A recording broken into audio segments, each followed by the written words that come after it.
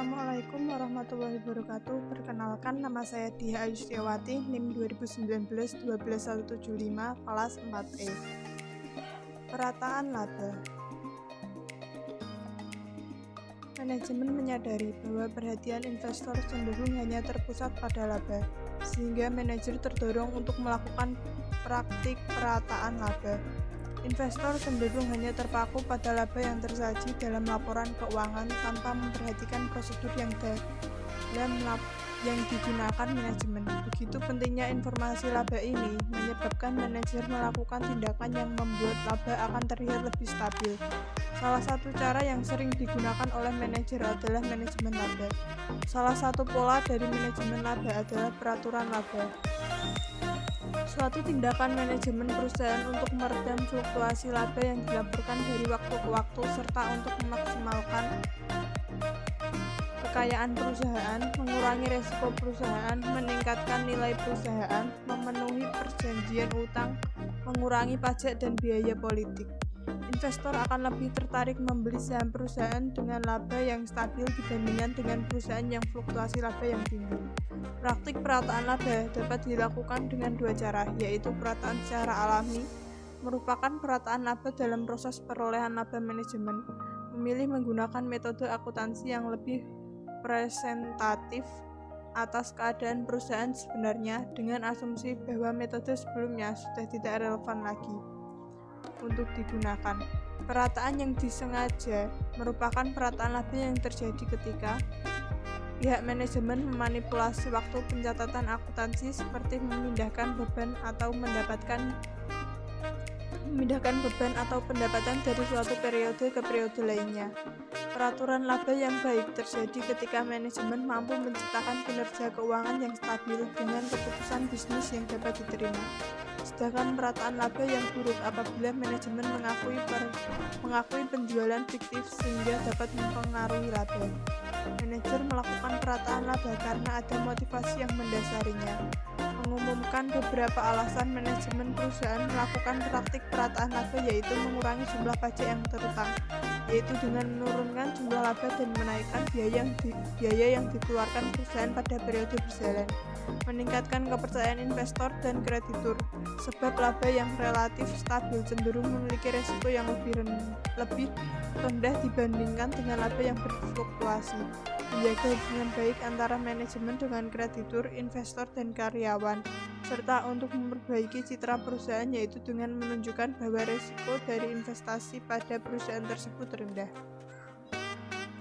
Fenomena adanya praktik perataan laba ini telah muncul pada kasus dalam laporan akuntansi pada perusahaan sektor perbankan di Indonesia. Adapun kasus praktik perataan laba tersebut yaitu kasus PT Bank Bukopin Tbk pada tahun 2018.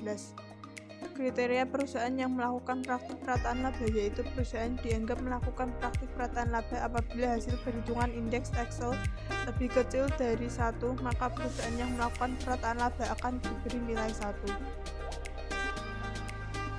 CSR, Corporate Social Responsibility.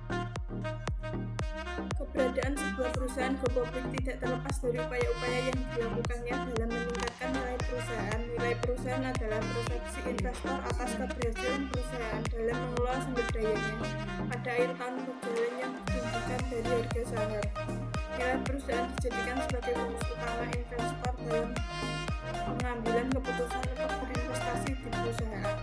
Katanya, persaingan dunia bisnis turut serta mendorong perusahaan go public, termasuk perusahaan manufaktur untuk terus mempertahankan kelangsungan usahanya dalam jangka panjang dengan cara meningkatkan nilai perusahaannya. Perusahaan manufaktur adalah perusahaan berskala besar yang terdiri dari 3 sektor, yaitu sektor industri dasar dan kimia, sektor aneka industri, serta sektor industri barang konsumsi.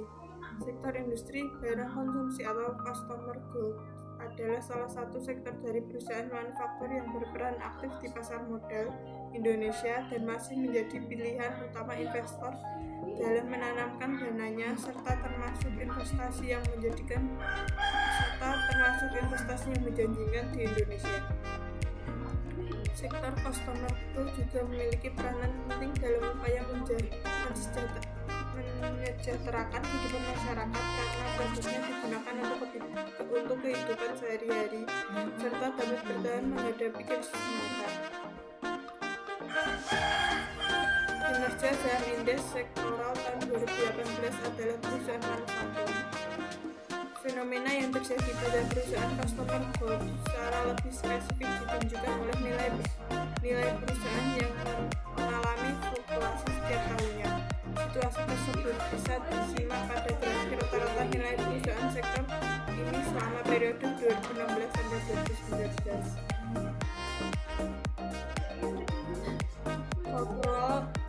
Corporate Social Responsibility merupakan bentuk kepedulian perusahaan dalam menjaga legitimasi dan reputasi perusahaan. Perusahaan akan mendapatkan legitimasi dari masyarakat melalui pengungkapan CSR yang akan berdampak pada kelangsungan hidup perusahaan itu sendiri. GCG Good Corporate Governance.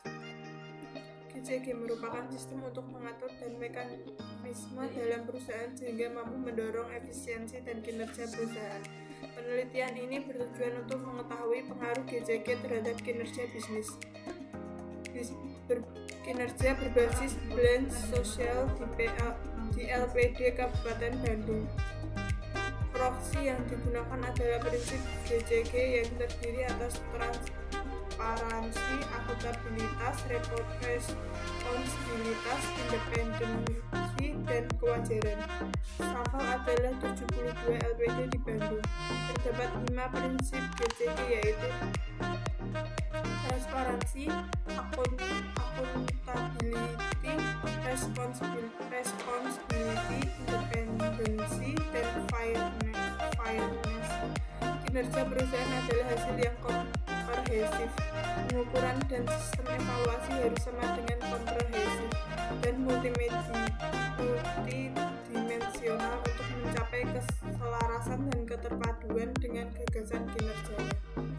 Blend sosial dapat digunakan sebagai alat pengukur kinerja perusahaan karena memberikan rangka komprehensif untuk menjabarkan misi dalam tujuan yang diterapkan.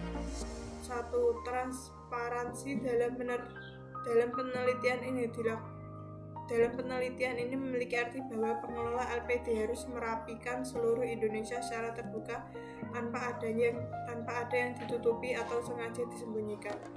Akuntabilitas memiliki arti bahwa akuntabilitas adalah kejelasan fungsi, struktur, sistem, dan bertanggung jawab dalam pengelola LPD. 3. Responsibilitas dalam penelitian ini memiliki arti bahwa pengelola LPD harus mematuhi peraturan perundangan dan melaksanakan tanggung jawab sosial kepada masyarakat agar usaha dapat berjalan secara berkesinambungan. Independensi dalam penelitian ini memiliki arti bahwa pengelola LPD dalam melaksanakan kegiatan harus secara independen dan bebas dari pengaruh pihak manapun. Ada variabel independen yang diukur dengan menggunakan kuesioner menunjukkan bahwa prinsip independensi hasil jawaban responden menunjukkan jumlah paling rendah di antara prinsip lainnya.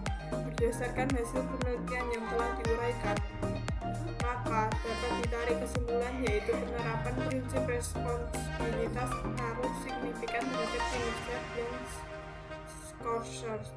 Sementara itu, prinsip transportasi, akuntabilitas, independensi, dan kewajaran tidak berpengaruh terhadap kinerja berbasis blend scorecard, di mana para prajuru LPD secara tidak langsung akan menerapkan prinsip responsibilitas yang sudah mengandung unsur transparansi, akuntabilitas, independensi, dan kewajaran pada saat LPD melaporkan pertanggungjawaban kepada Karma Desa. Sekian dan terima kasih. Assalamualaikum warahmatullahi wabarakatuh.